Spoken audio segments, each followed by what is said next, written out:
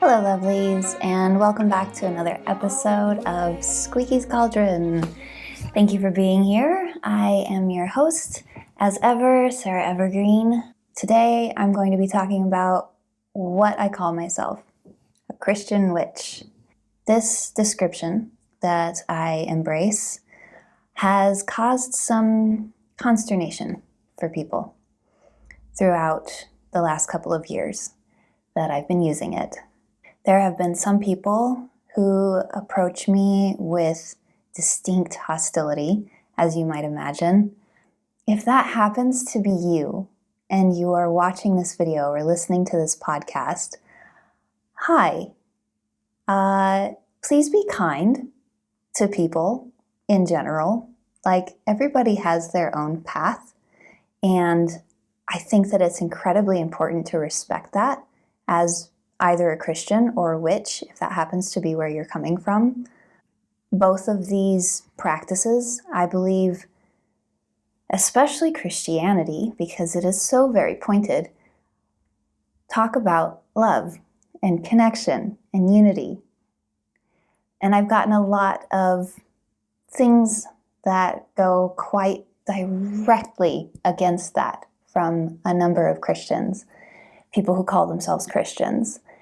I have also gotten a lot of curiosity, people who don't really understand why or how I could possibly be both a Christian and a witch at the same time.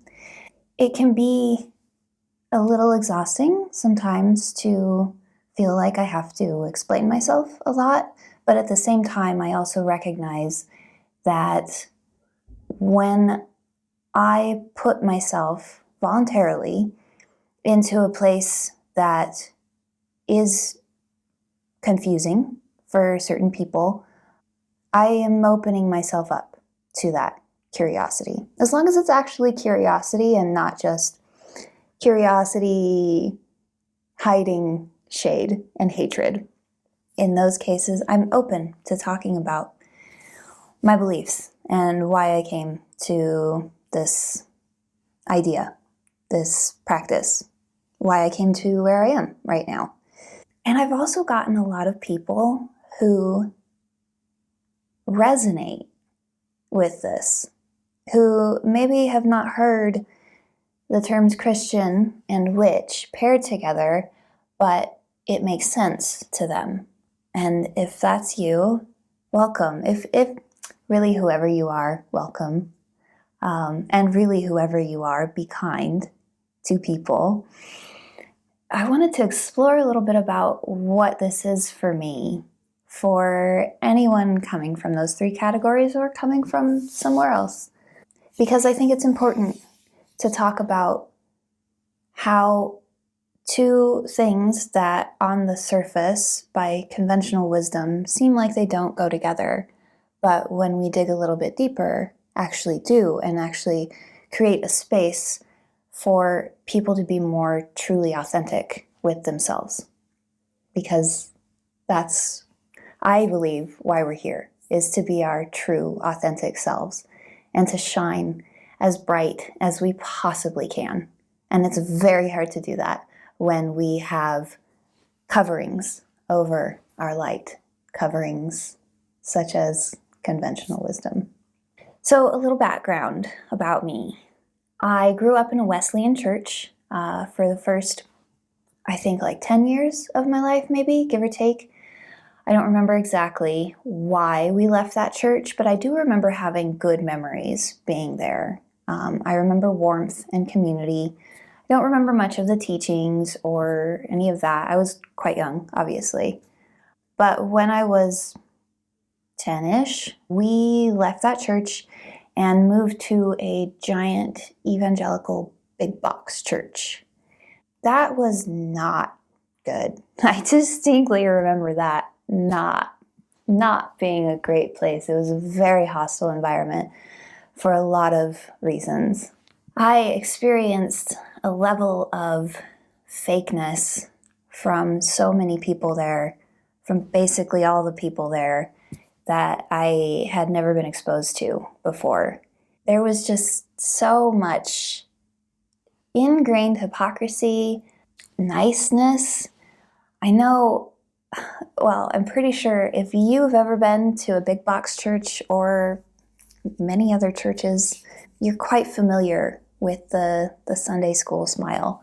People were not kind. They were nice, but they were not kind. They were cold. They were very judgmental. The teachings of the evangelical church really push that narrative to be judgmental, to be superior and above other people. And the only way to be above someone is to judge them as being lesser than you. And that was rampant in this church. They were not kind to me. They were not kind to my family. I'm not entirely sure why my parents chose this particular church. One thing I might suppose is that they were looking to disappear on a certain level. We, as human beings, draw near to us the things that we believe we deserve. And I think that that may very well have been in play with my parents' decision to go to this church. I felt simultaneously invisible and hated at the same time. Invisible because it was such a big church. Like, it was very easy to disappear into the masses. Unless you were a very particular kind of person, there wasn't much attention given. And this same thing happens in many different social constructs. It happens in schools all the time. And it's incredibly disheartening as a human, as a young person especially. But again, I was experiencing a lot of this at home, and having this mirrored in this church that we were going to was, I suppose, not altogether unexpected. I felt hated because of what I was discovering about myself. I am bisexual, and I knew that very early on. It might go without saying, but the evangelical church, it tends to very much frown on the LGBTQ plus community. Very much. I had very big witchy tendencies from very early on. I remember doing my first spells when I was 5 or 6 in the backyard of my house. And I was different. I am different now. I've always been different than the mainstream expectations of what a girl should be, what a woman should be, what a person should be. I just didn't fit in. In a situation like that, when one doesn't fit in, one is actively cast out. However, there were some really good things about this church, too. Good experiences, rather, that I had. I really enjoyed praise and worship. The act of singing with other people is very unifying. Even when all of the social interactions and stuff sucked, that singing is, you breathe together. Your heart starts to align. The heartbeat itself starts to align with other people. You see this in choir. You see this in yoga classes when your breathing is synchronized to the movements. It creates a unified field. And that is something that transcends ideas about who a person should be or should not be. The music itself, some of it was nice, some of it was not so nice, but the act of singing is something that has left a very big impact on my life. I also spoke in tongues twice while I was at that church. And both times it was a almost out-of-body experience where I felt Spirit, God, move into me and come out through me in a way that was very foreign to me and very moving. That connection is something that I've never forgotten. However, it was tainted by all the other nastiness that went along with that church. All of the corruption and the hypocrisy that went from the elders in the church all the way down to random people in the youth group. The bad very much outweighed the good. So that's my background with the Christian church. Now, with practicing witchcraft, as I mentioned, I started doing spells when I was very young.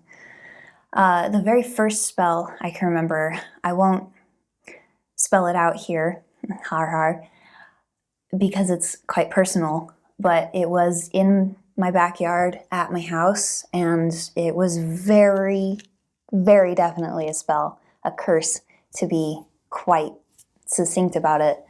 I had altars in my room for as long as I can remember. Well before I knew what an altar was, I had spaces dedicated to my understanding of God. Even at the time when I didn't understand that it was a space dedicated to God, it was just this organic thing that I did.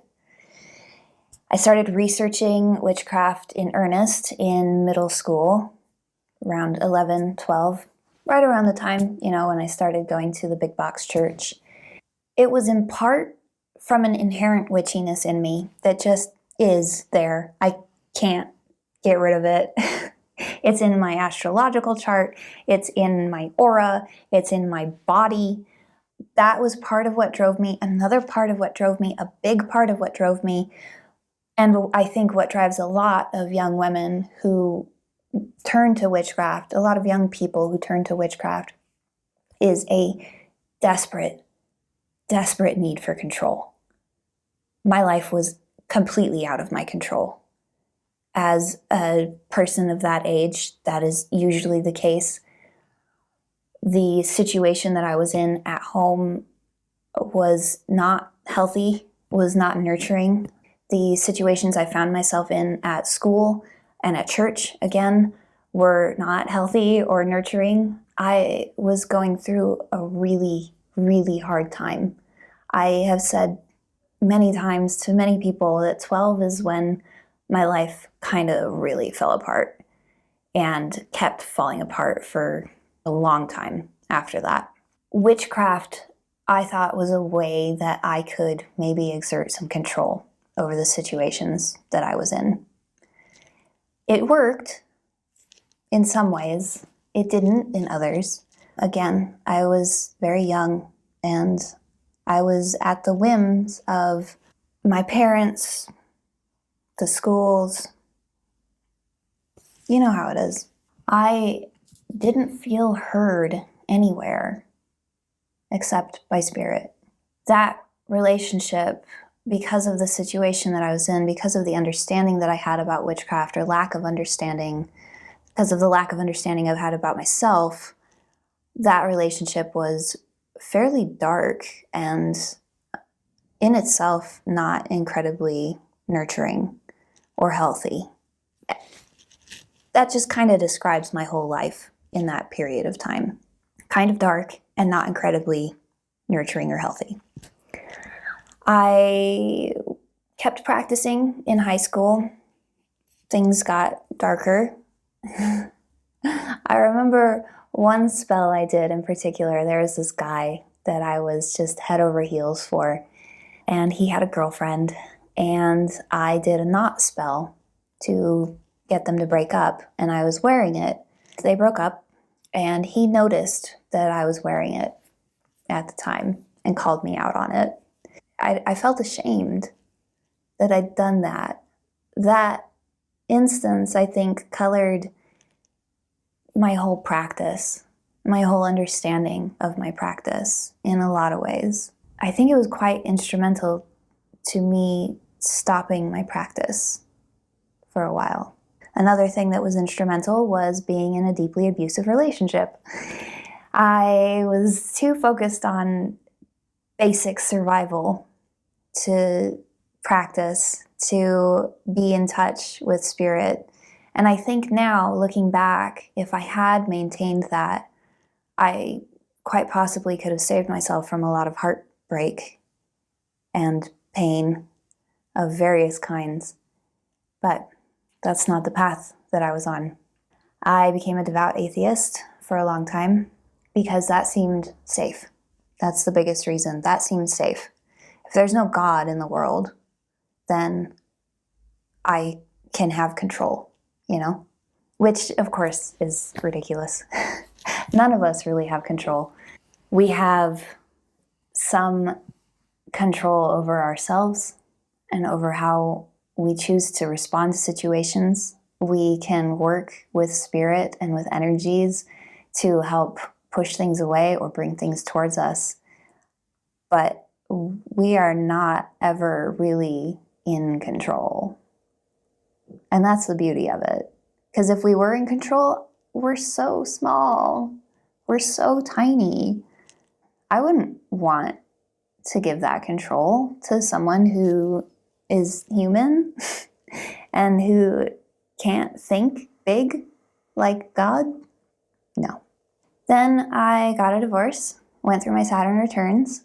Everything that I had built that felt solid, which wasn't really, fell apart. And I got a new chance to write my story. I think anyone who's been through their Saturn returns and understands what that is can understand what I mean when I say that. Everything just gets crazy. Our backpacks of the stuff that we've been carrying up to that age get turned over and emptied, and we get the opportunity to fill it up or not fill it up, not carry those things forward, choose a new backpack. During that time, I found God again, or God found me, and I started coming back to spirituality. Yoga came first. Yoga was my gateway drug, as I think it is for many people. It's a physical practice that gets us in touch with the divine, especially when we have that intention.